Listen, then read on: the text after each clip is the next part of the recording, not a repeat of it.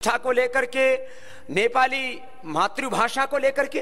अब हर आदमी जो है वहां जाए महाराष्ट्र में तो जय महाराष्ट्र, छत्तीसगढ़ में जाएंगे तो जय छत्तीसगढ़,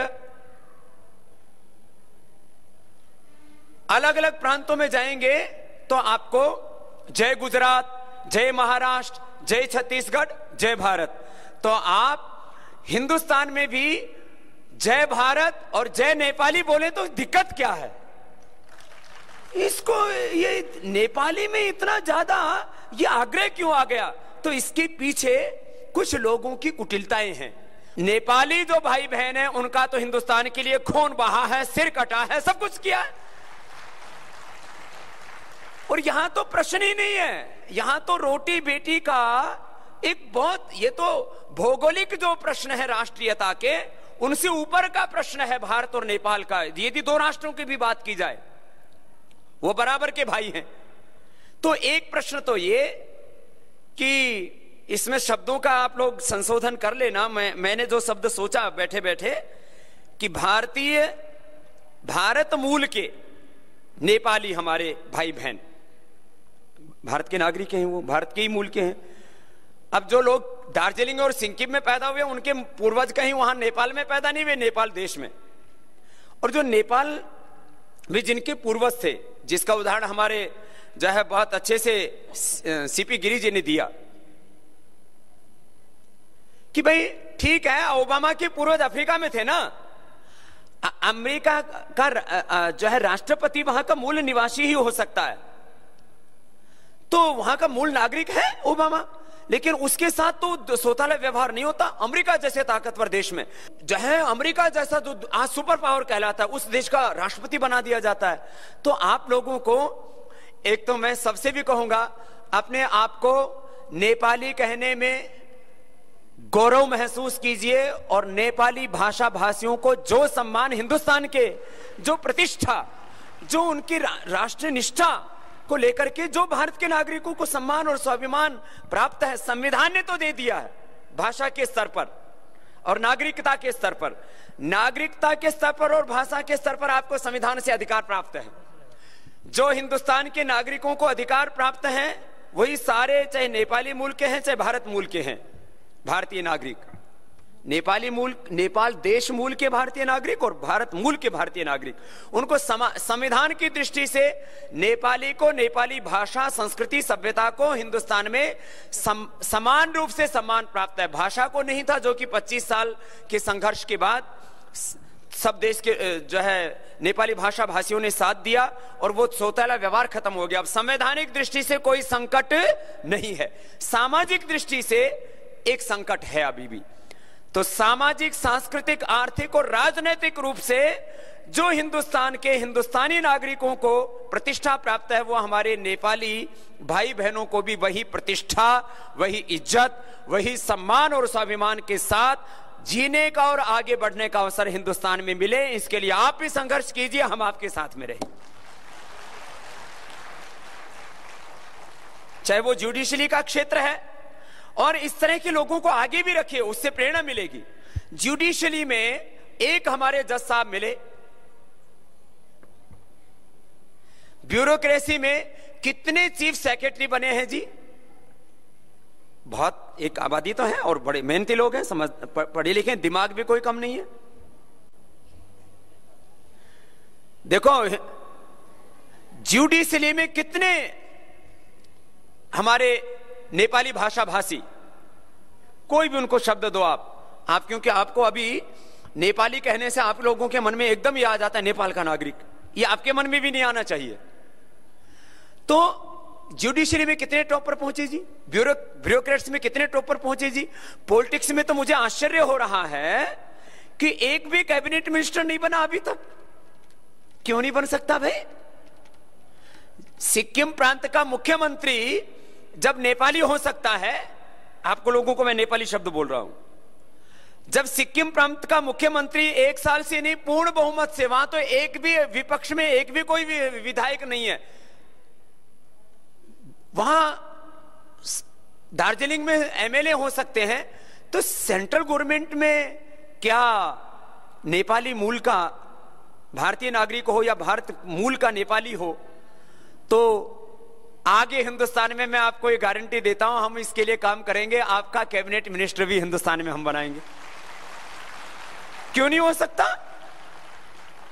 अरे भाई, इससे प्रतिष्ठा मिलती है, बाकी यहां से कुछ लेके जा रहे हैं क्या? हिंदुस्तान लूटने वाले तो वो लोग हैं जो हिंदुस्तान में पैदा हुए और सारा माल जो है स्विस बैंकों में और कहीं और टैक्स हेवंस में जमा करा रहे हैं। उन लोगों को धिक्कार है जो हिंदुस्तान में पैदा हो करके हिंदुस्तान की दौलत लूट करके 7 समुद्र पार जमा करते हैं। उनसे करोड़ों गुना यदि राष्ट्र निष्ठा है तो हमारे नेपाली भाई बहनों में है जो हिंदुस्तान की सरजमी में पैदा हुए और यहां के लिए अपना सर कटाने के लिए भी तैयार रहते हैं। तो एक प्रश्न तो ये कि हमारे जितने भी नेपाली भाई बहन हैं जो भारत के नागरिक हैं, उनको समान रूप से सामाजिक, सांस्कृतिक, आर्थिक और राजनीतिक रूप से वही सम्मान, वही इज्जत, वही प्रतिष्ठा और वही स्वाभिमान के साथ जीने का हक मिले जो हिंदुस्तान के दूसरे जिनकी मातृभाषा अलग अलग है।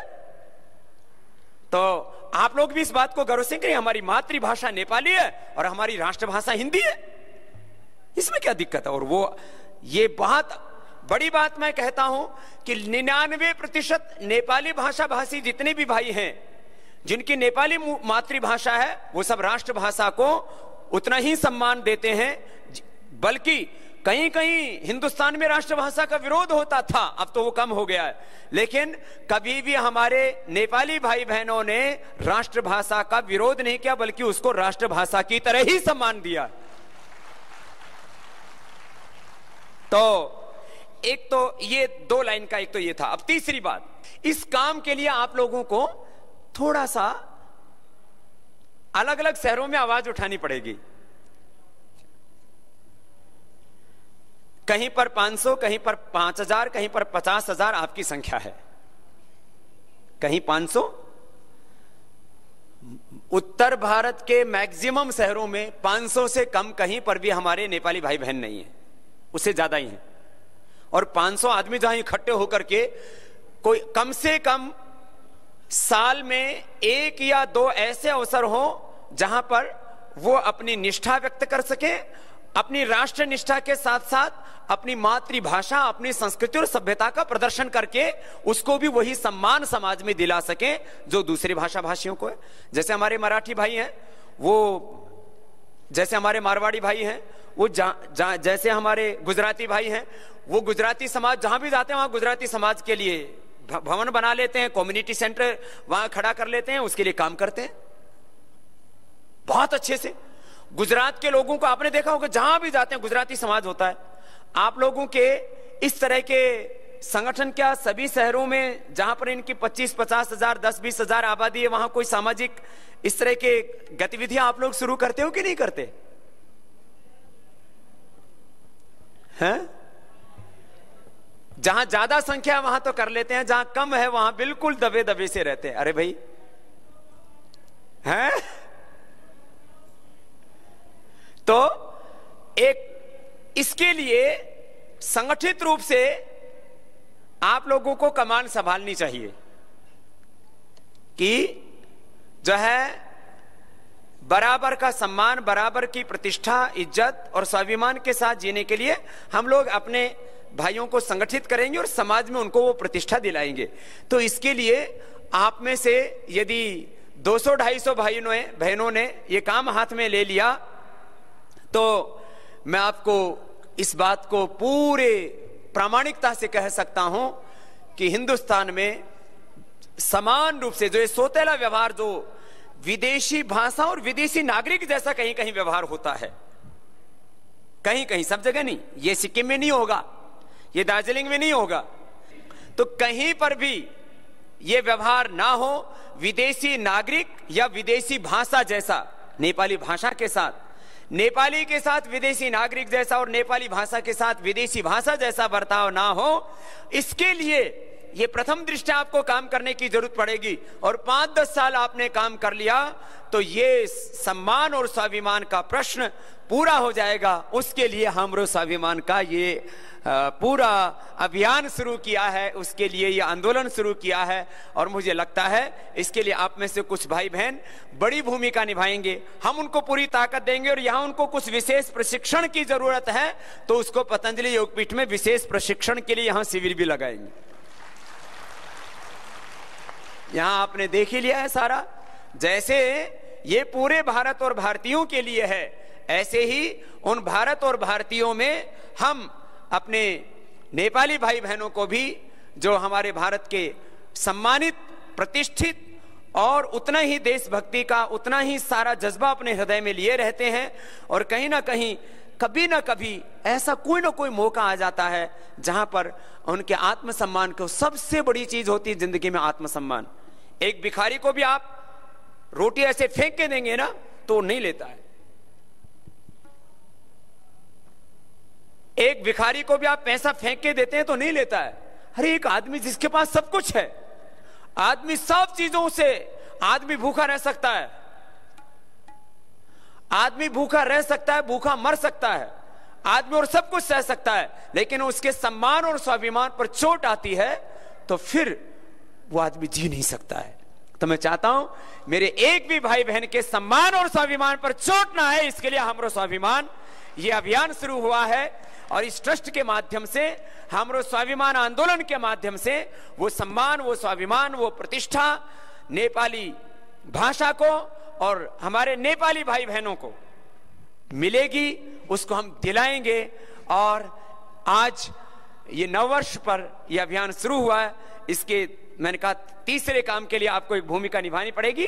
इसके अलग अलग चैप्टर्स के लिए तो आप अपने नाम देंगे, आपसे हम एक फॉर्म भरवाएंगे कि आप हमरो स्वाभिमान का जो आंदोलन है इसके किसी भी शहर का चैप्टर है, चाहे वो दिल्ली का चैप्टर है, चाहे उसका जो इसकी इकाई है, हमरो स्वाभिमान की इकाई अलग अलग प्रांत में और अलग अलग बड़े शहरों में, पहले वहां से शुरू करते हैं।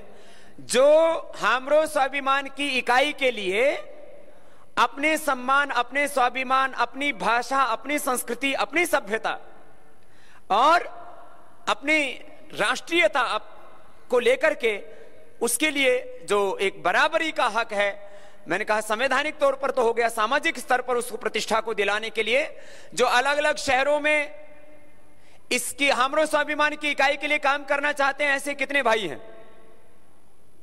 मैं हाथ खड़े करके पूछना चाहता हूं।